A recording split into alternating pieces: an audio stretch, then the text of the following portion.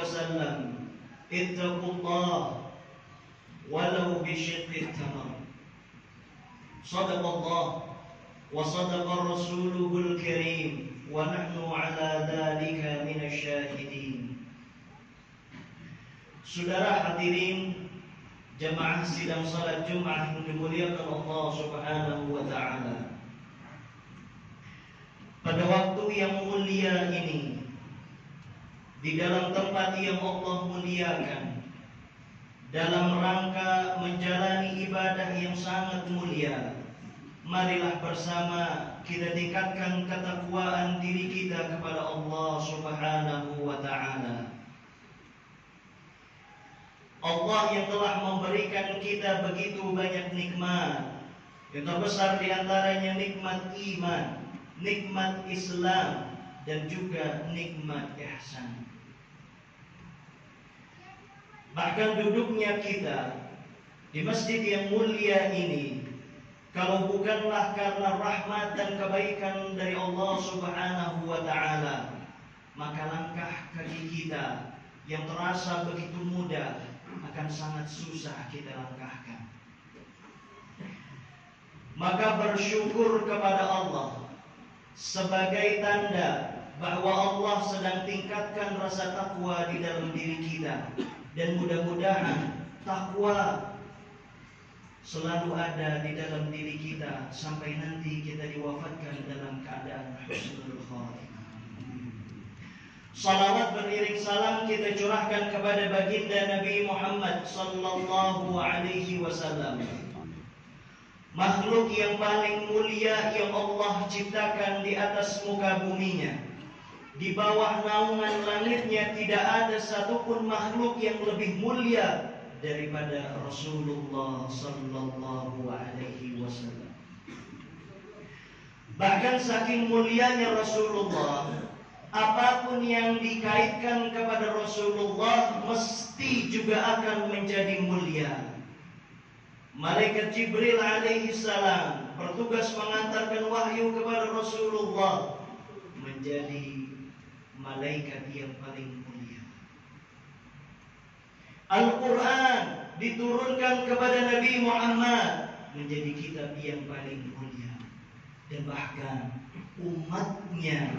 umatnya Nabi Muhammad, kita tidak pernah meminta kepada Allah sebelum kita dilahirkan untuk dijadikan umatnya Nabi Muhammad, tapi nikmat yang begitu besar ini Allah berikan kepada kita, dan kita menjadi umat yang paling mulia.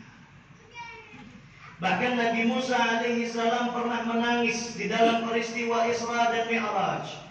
Di antara sebab tangisan Nabi Musa alaihi salam adalah umatnya lebih banyak jumlahnya. Umatnya lebih dulu menghamba, beribadah, mendekatkan diri kepada Allah. Tapi kita umat terakhir yang justru akan masuk surga terlebih dahulu. Akan haram hukumnya sebelum semua umatnya Nabi Muhammad dimasukkan ke dalam surganya Allah, barulah umat-umat terdahulu akan dimasukkan ke dalam surganya Allah Subhanahu wa ta'ala. Semoga salawat yang kita bacakan disampaikan kepada Rasulullah dan menjadi satu sebab kita mendapatkan syafaatul uzma dari Rasulullah sallallahu alaihi wasallam. Saudara hadirin yang dimuliakan Allah Subhanahu wa taala, diriwayatkan oleh Al-Imam Ibnu Khuzaimah dan Imam Ibnu Hibban di dalam kitab sahihnya, beliau mengisahkan bahwa suatu kali Rasulullah sallallahu alaihi wasallam pernah melihat seseorang. Anna Rasulullah sallallahu alaihi wasallam ra'a rajulan. Rasulullah melihat seseorang. La yutimma ruku'ahu. Orang ini tidak menyempurnakan rukuknya. Wa yanquru fi sujudihi wa huwa yusalli. Dan dia mematuk-matuk di dalam sujudnya ketika ia sedang sholat. Dia tidak memberikan hak yang diminta ketika seseorang sholat di dalam rukuknya. Bahkan di dalam sujudnya ia bagaikan seekor burung yang mematuk-matuk dengan penuh dahaga kelaparan. Saking begitu cepatnya. Tidak ada ketenangan di dalamnya. Tidak ada rasa di dalam sujudnya.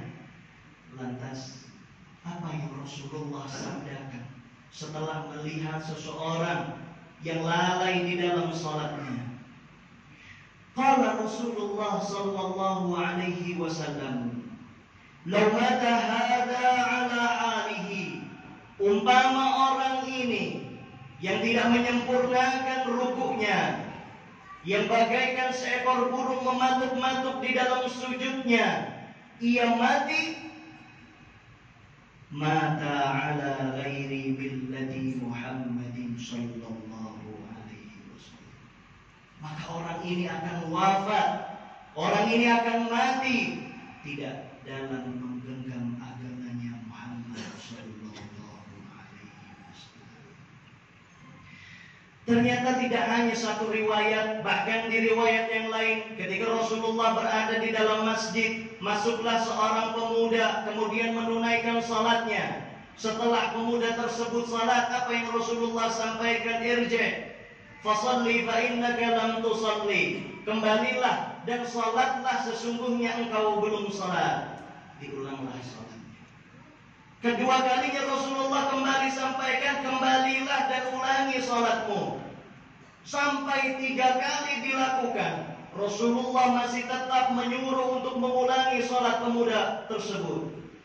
Lantas pemuda tersebut mengatakan kepada Rasulullah, "Wahai Rasulullah, sungguh aku tidak lagi bisa sholat lebih baik dari apa yang telah aku lakukan tadi."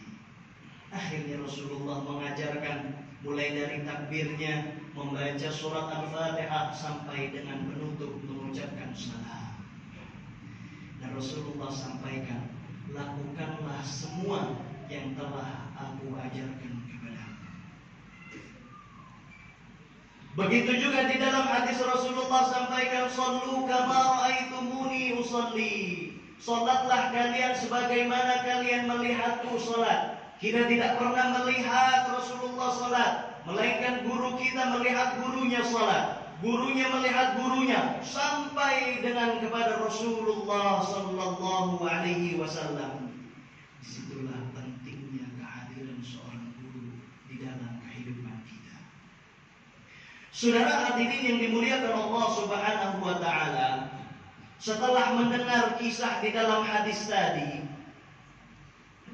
pernahkah kita membayangkan umpama Rasulullah melihat kita sholat, lebih-lebih sholat yang kita lakukan di dalam ruangan kamar kita sendiri tanpa dilihat orang. Begitu cepatnya kita sholat, begitu fasihnya lisan kita membaca bismillah, langsung tiba-tiba waladhdallin. Apakah Rasulullah akan menegur kita? Apakah Rasulullah akan menyuruh kita sholat kembali setelah kita mendirikan sholat kita? Tentu ini harus menjadi pikiran di dalam hidup kita. Jangan-jangan yang kita kira sholat kita sudah menunaikan kewajiban, menjadikan kita dihindarkan dari siksa api neraka, malah justru menjadi sebab kita dijebloskan ke dalam neraka, sebab kita tidak menjalani hak-hak yang ada di dalam sholat. Apa yang hilang di dalam sholat kita? Apa yang tidak ada di dalam sholat kita? Al-khusyuk, tidak adanya kekhusyukan di dalam sholat. Al-khusyuk tadhallulul qulubi fi min 'allabil ghuyubi. Menundukkan hati kita, memasrahkan diri kita di hadapan Allah yang Maha mengetahui hal-hal yang gaib. Harusnya kita fokus kepada Allah. Harusnya sholat yang menjadi komunikasi kita kepada Allah, malah justru qalbu kita memikirkan hal-hal lain selain daripada Allah Subhanahu wa ta'ala. Tidakkah cukup 24 jam, 7 hari dalam seminggu, 30 hari dalam sebulan kita memikirkan hal-hal selain daripada Allah? memikirkan nafkah, rezeki, keluarga, pekerjaan. Hanya dalam sholat yang tidak lebih daripada 5 menit atau bahkan 10 menit, kita kosongkan pikiran kita, hanya fokus kepada Allah Subhanahu wa Ta'ala. Itulah sebabnya tidak heran jika ada seorang ulama, As-Sayyid Mu'aiduddin As-Safawi, di dalam kitab tafsirnya menyatakan bahwa wal asahhu, yang paling sahih, annal khusyu'a min faraidis shalah, bahwa khusyuk merupakan dari fardu di dalam salat. Begitu juga Imam Sufyan Ats-Tsauri, man lam yakhsha fasadat salatuhu, orang-orang yang tidak khusyuk di dalam salatnya, maka rusak salat yang ia lakukan. Meskipun di dalam mazhab Imam Syafi'i, khusyuk bukan merupakan rukun di dalam salat, tapi khusyuk merupakan ruh yang ada di dalam salat. Jiwa yang kita anggap kuat, raga kita, tidak akan ada daya kecuali ada ruh di dalamnya. Begitupun salat. Salat yang kita lakukan dari semenjak kita balik, bertahun-tahun, berpuluh-puluh tahun kita lakukan, ternyata tidak ada ruh di dalam salat kita. Pantaslah kalau salat kita tidak tanha 'anil fahsya'i wal munkar. Kita salat, setelah salat kita bermaksiat kepada Allah. Salat kita tidak mencegah kita dari maksiat, sebab salat kita tidak ada ruh di dalamnya. Saudara hadirin yang dimuliakan Allah Subhanahu wa Ta'ala, satu kisah sebagai gambaran betapa khusyuknya para sahabat. Sayyidina Ali di dalam salah satu peperangan berjihad kepada Allah, ia terkena serangan panah yang menancap di kakinya, sehingga tidak bisa langsung diambil, melainkan harus dilakukan yang namanya pembedahan. Saat itu tidak ada obat bius kecuali seseorang meneguk arak sehingga dia tidak lagi merasakan rasa sakit. Tapi Sayyidina Ali tidak menginginkan hal tersebut. Disampaikan kepada para sahabatnya, lakukanlah pembedahan setelah aku mulai masuk di dalam salatku. Akhirnya Al-Imam Ali bin Abi Thalib salat. Selang beberapa waktu selesai salatnya, kemudian ia salam, Assalamualaikum warahmatullah. Assalamualaikum warahmatullah. Kemudian Sayyidina Ali bertanya, mengapa kalian tidak membedah, mengeluarkan anak panah yang ada di kakiku? Sayyidina Ali terheran. Ternyata sahabat lebih terheran-heran lagi. Sebab apa? Sebab anak panahnya sudah mereka keluarkan ketika Sayyidina Ali berada di dalam sholatnya.